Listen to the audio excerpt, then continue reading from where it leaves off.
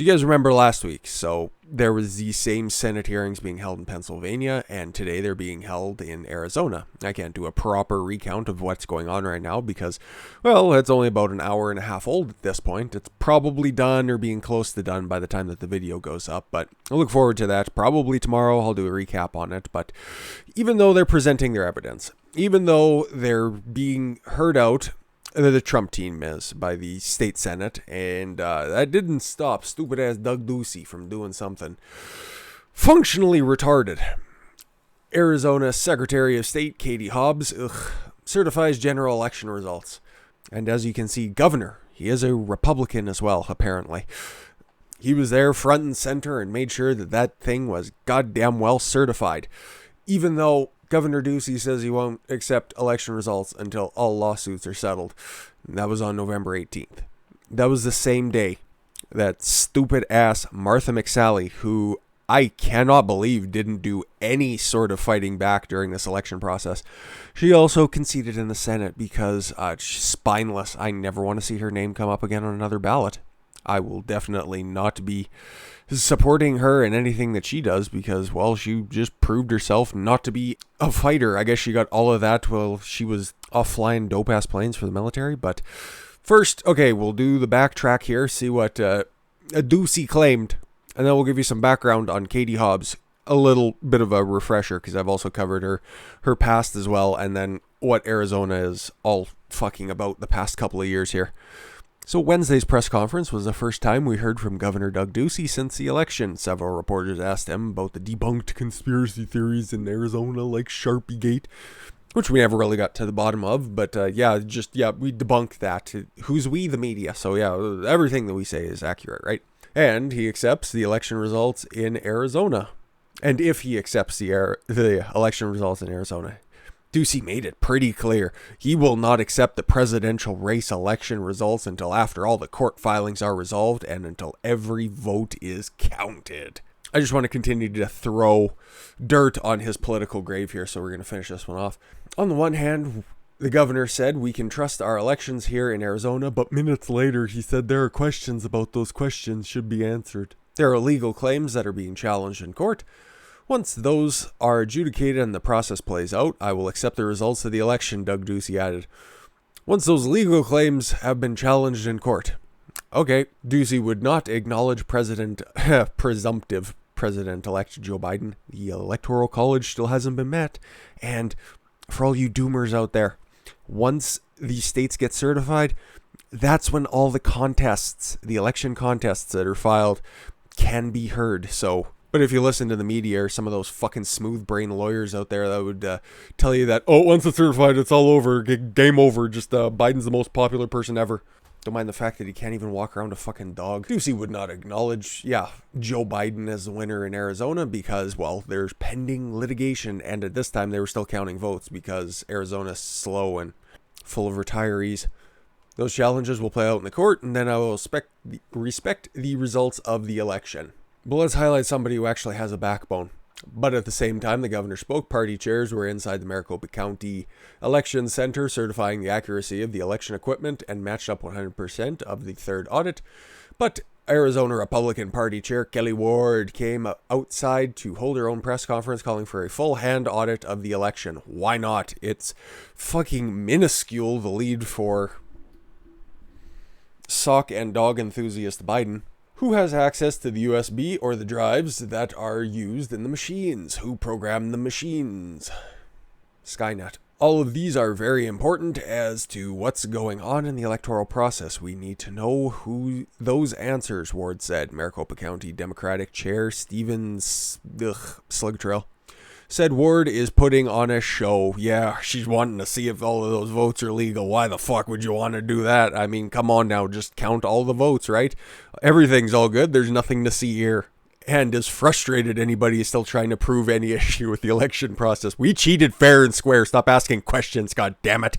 Here I am at the elections department right now. You can practically hear the cries as his man bun becomes a little bit looser. Testing the machines, testing the equipment. They matched up exactly 100%, and then literally, ew. If you unironically use literally, you should be hung. Kelly Ward goes from this room and then goes outside and trashes the process. that we just certified as being accurate. Really? Yeah, Slug Trail says, we have verified the votes.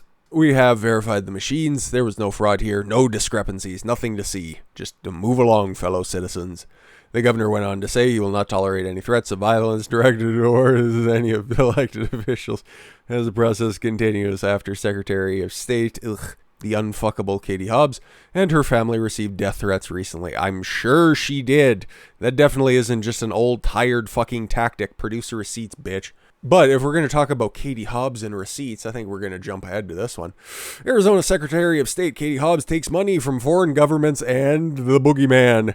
Arizona Secretary of State Katie Hobbs discloses financial support from foreign governments, George Soros, and numerous British Pilgrim Society minions. The fuck? Including the Ford Foundation.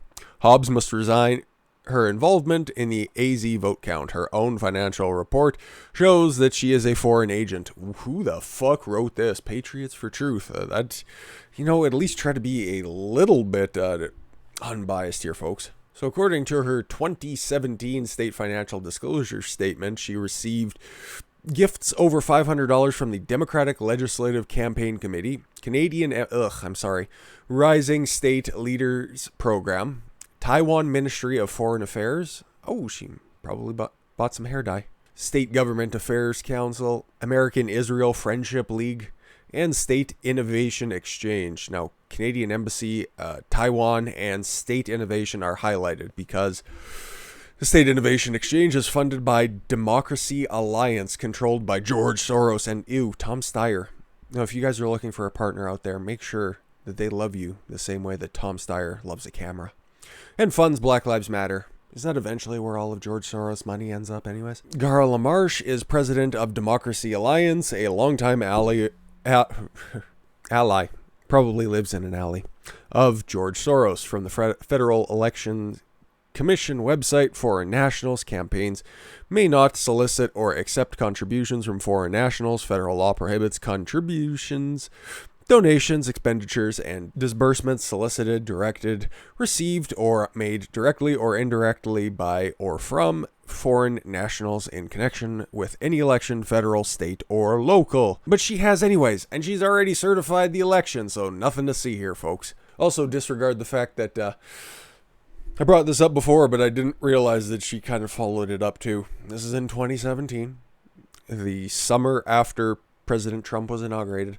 President Donald Trump has made it abundantly clear he's more interested in pandering to his neo-Nazi base than being president for all Americans. I mean, we already knew this, right? That is somebody that you trust to certify an election to make sure that it has gone through rigorous screening, correct? Somebody who thinks that they are fighting against Hitler.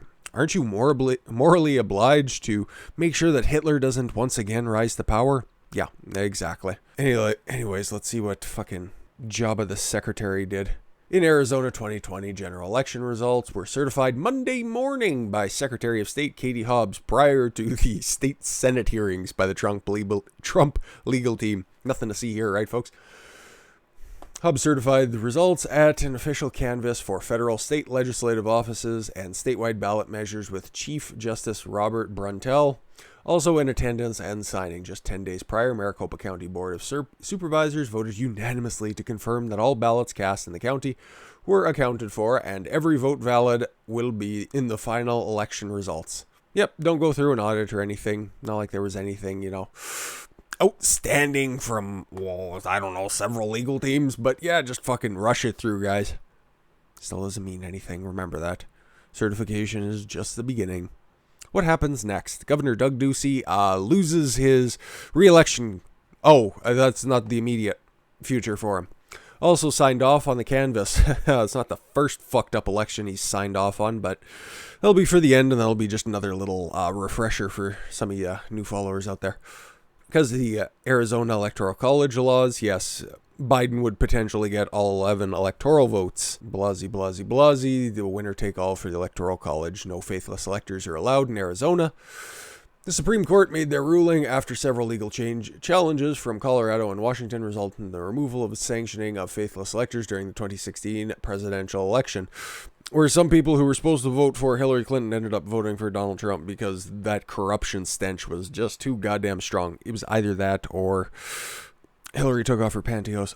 There's a mental image for you, but like I said, this isn't the first time Doug Doucey, future former governor of Arizona, has signed off on a fucked up election. The previous election that Martha McSally ran for Senate as well, against your cool wine-aunt Kirsten Sinema, that entire shit show of an election was, drug out over weeks, and it just so happened that Adrian Fontes, the official election czar of Arizona, kept opening up these emergency polls after, the results looked like Kirsten Sinema probably wasn't going to get elected in that previous election in 2018, but another reason why Doug Doucey should not be reelected for another term as governor of Arizona is because he ran Martha McSally twice against two other candidates from the Democratic Party who probably never would have won if, I don't know, Kelly Ward would have ran, or somebody at least remotely competent on the Republican side.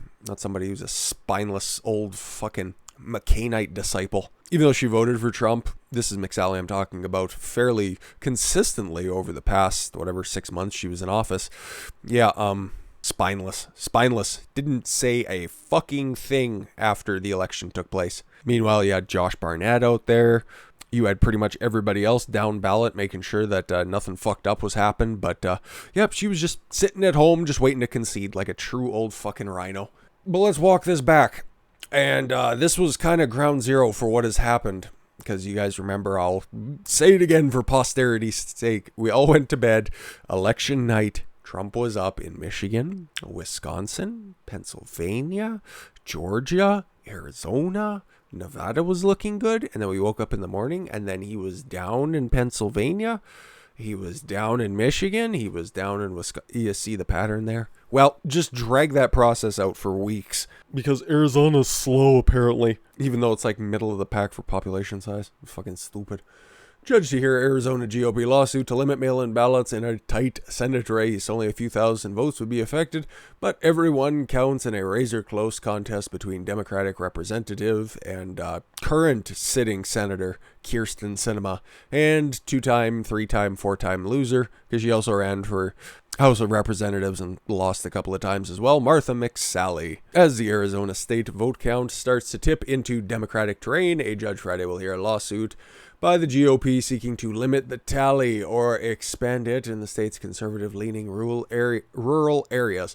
Four local Republican parties filed a lawsuit Wednesday night challenging the state's two biggest counties for allowing voters to help resolve problems with their mail-in ballot signatures after Election Day. Just so you guys know, up there at the top, it says that this article was pressed November 9th, 2018.